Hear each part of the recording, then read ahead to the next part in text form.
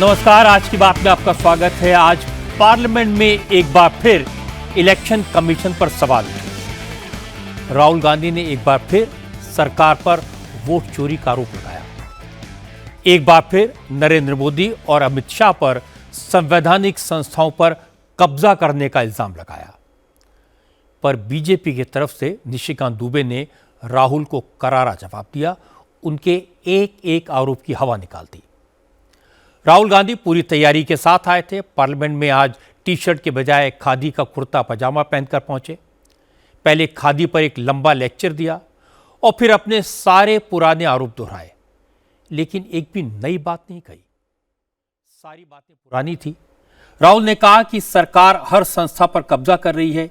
ED, CBI, income tax तक हर जगह RSS के लोगों को बिठाया जा रहा है। चुनाव आयोग पर भी सरकार का कब्जा हो गया है, इसीलिए चुनाव आयोग के सिलेक्शन के प्रोसेस से चीफ जस्टिस को हटाया गया। राहुल ने कहा कि अब सरकार चुनाव आयोग के साथ मिलकर वोट चोरी कर रही है। वोट चोरी की मदद से बीजेपी चुनाव जीत जाती है। अखिलेश यादव ने तो ईवीएम को हटाकर बैलेट से वोटिंग कराने की मांग की, लेकिन जब निशिकांत दुबे ने जवाब दिए तो कांग्रेस के नेताओं के पास एक दूसरे का चेहरा ताकने के अलावा कोई चारा नहीं था। राहुल गांधी ने क्या क्या इल्जाम लगाए, चुनाव प्रक्रिया में सुधार के लिए क्या सुझाव दिए और निशिकांत दुबे ने कैसे राहुल के एक एक आरोप के धज्जियां उड़ाई, ये मैं आपको डिटेल में दिखाऊंगा। और ये भी बताऊंगा कि आखिर राहुल की प्रॉब्लम क्या है। वो पिछले 4 साल से इसी तरह के आरोप लगाते हैं, बार बार चुनाव हारते हैं, लेकिन सीखते क्यों नहीं। तो सबसे पहले आपको राहुल की बात ही सुनवा देता हूं। उन्होंने क्या कहा पार्लियामेंट में, ये सुनिए। The project of the RSS was to capture the institutional framework of the country, and I said how the education system has been captured. Vice Chancellor after Vice Chancellor after Vice Chancellor is placed not on merit, not on capability, not on scientific temper, but on the fact that he belongs to a particular organization. Second capture, which helps in destroying democracy, the capture of the intelligence agencies. We have the Home Minister sitting here. The capture of the CBI, of the ED, of the Income Tax Department. The third capture of the institution that directly controls the election system of our country, the Election Commission. Congress और Samajwadi party के नेता SIR को रोकने की मांग कर रहे हैं, लेकिन यूपी में एसआईआर का काम फुल स्पीड से हो रहा है। पुलिस गली गली घूमकर घुसपैठियों की पहचान कर रही है। जिन बस्तियों में रोहिंग्या और बांग्लादेशी बसें हैं, वहां लोगों के दस्तावेज चेक किए जा रहे हैं। योगी आदित्यनाथ ने घुसपैठियों के लिए डिटेंशन सेंटर बनाने भी शुरू कर दिए हैं। लखनऊ, वाराणसी, प्रयागराज, अयोध्या, मथुरा, मेरठ, सहारनपुर, बिजनौर, बुलंदशहर, कानपुर, अलीगढ़ और गाजियाबाद समेत यूपी के 17 शहरों में घुसपैठियों को रखने के लिए डिटेंशन सेंटर बनाए जा रहे हैं। योगी सरकार ने डिटेंशन सेंटर के एक मॉडल को अप्रूव के लिए केंद्र सरकार के पास भेजा है। गोरखपुर में एक बिल्डिंग को टेम्परेरीली डिटेंशन सेंटर के तौर पर घोषित किया गया है। अगर गोरखपुर में कोई घुसपैठिया मिलता है तो इसी सेंटर में रखा जाएगा। आज कांग्रेस के लिए एक बुरी खबर भी आई।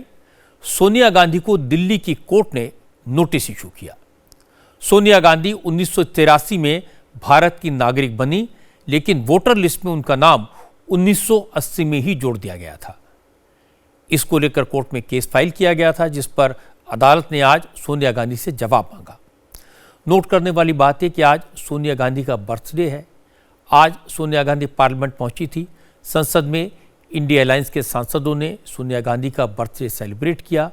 प्रधानमंत्री नरेंद्र मोदी ने भी सोनिया गांधी को जन्मदिन की शुभकामनाएं दी, लेकिन बीजेपी के नेताओं ने कहा कि वो सोनिया के बेहतर स्वास्थ्य की कामना करते हैं और उम्मीद करते हैं कि एसआईआर का विरोध करने वाले राहुल गांधी इस बात का भी जवाब देंगे कि सोनिया गांधी भारत की नागरिक बनने से पहले देश की वोटर कैसे बन गई।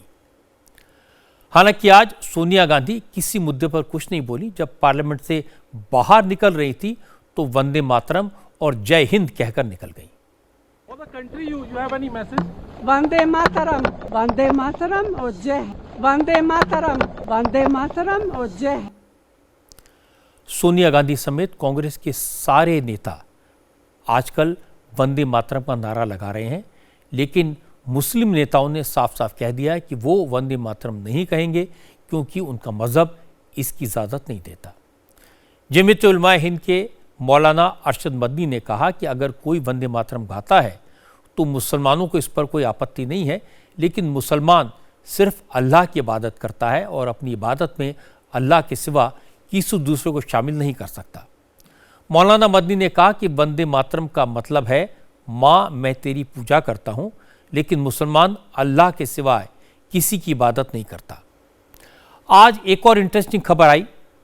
विपक्ष के नेता वंदे मातरम को इस्लाम से जोड़ रहे हैं, लेकिन आज ही विपक्ष के 120 सांसदों ने मद्रास हाईकोर्ट के एक जज के खिलाफ इम्पीचमेंट की कार्रवाई शुरू करने की मांग की, क्योंकि जज साहब ने पहाड़ी पर स्थित उस मंदिर में हिंदुओं को दीप जलाने की परमिशन दे दी जिस पर एक दरगाह भी मौजूद है। इसे विपक्ष के सांसदों ने हिंदुत्ववादी राजनीतिक विचारधारा से प्रेरित जजमेंट माना। अब बात पंजाब की, जहां नवजोत कौर सिद्धू ने कांग्रेस हाईकमान को मुश्किल में डाल दिया है। नवजोत कौर सिद्धू नवजोत सिंह सिद्धू की वाइफ हैं, पंजाब में कांग्रेस की सरकार में मंत्री रही हैं। नवजोत कौर ने पंजाब कांग्रेस के अध्यक्ष अमरिंदर सिंह राजा वडिंग और सुखजिंदर सिंह रंधावा के खिलाफ मोर्चा खोल दिया है। नवजोत का आरोप है कि पंजाब कांग्रेस करप्ट लोगों के हाथ में है। ये लोग पैसा लेकर टिकट बांटते हैं, ज़मीनों पर कब्जे करते हैं, ड्रग माफिया से इनके रिलेशंस हैं। नवजोत ने कहा कि नवजोत सिंह सिद्धू इसलिए चीफ मिनिस्टर नहीं बन सकते क्योंकि उनके पास 500 करोड़ रुपए नहीं है, और इसके बाद नवजोत कौर को कांग्रेस ने सस्पेंड कर दिया। सुखजिंदर सिंह रंधावा ने नवजोत कौर को लीगल नोटिस भेजा, लेकिन इससे नवजोत के तेवरों में कोई फर्क नहीं आया। और अब बात गोवा की। Birch boy Romeo Lane club में हुए भीषण अग्निकांड के बाद आज गोवा सरकार फुल एक्शन में आई। मुख्यमंत्री प्रमोद सावंत के आदेश पर लूथरा ब्रदर्स के वागाटोर बीच पर बने रोमियो लेन क्लब के एक बड़े हिस्से पर बुलडोजर चला दिया गया। क्लब का यह हिस्सा सी बीच को एनक्रोच करके बनाया गया था। टूरिज्म डिपार्टमेंट के अफसरों ने आज सुबह ही क्लब को सील कर दिया था। शाम को यहां बुलडोजर पहुंच गया। गोवा टूरिज्म डिपार्टमेंट के डिप्टी डायरेक्टर धीरज ने बताया कि इस साल जुलाई में भी क्लब के इस हिस्से को डिमोलिश किया गया था, लेकिन क्लब के मालिकों ने जगह को फिर से एनक्रोच कर लिया था। पाकिस्तान से जुड़ी एक खबर आपको बता दूं, आज एक बार फिर पाकिस्तान की इंटरनेशनल लेवल पर बड़ी बेइज्जती हुई। मामला फौज के करीबी कहे जाने वाले पाकिस्तान के होम मिनिस्टर मोहसिन नकवी से जुड़ा है। मोहसिन नकवी पाकिस्तान के 2 नागरिकों को एक्स्ट्राडाइट कराने के लिए ब्रिटेन के फॉरेन ऑफिस पहुंचे थे। लंदन में जैसे ही मोहसिन नकवी की गाड़ी फॉरेन ऑफिस के बाहर पहुंची तो सिक्योरिटी गार्ड्स ने उनकी कार को रोक दिया। गाड़ी में विस्फोटक और ड्रग होने की आशंका जताते हुए मोहसिन नकवी की गाड़ी की फुल चेकिंग की गई। जब तक गाड़ी की चेकिंग होती रही, मोहसिन नकवी अपनी कार में बैठकर जलील होते रहे, वेट करते रहे। पूरी जांच होने के बाद सिक्योरिटी गार्ड्स ने मोहसिन नकवी को फॉरेन ऑफिस में जाने दिया।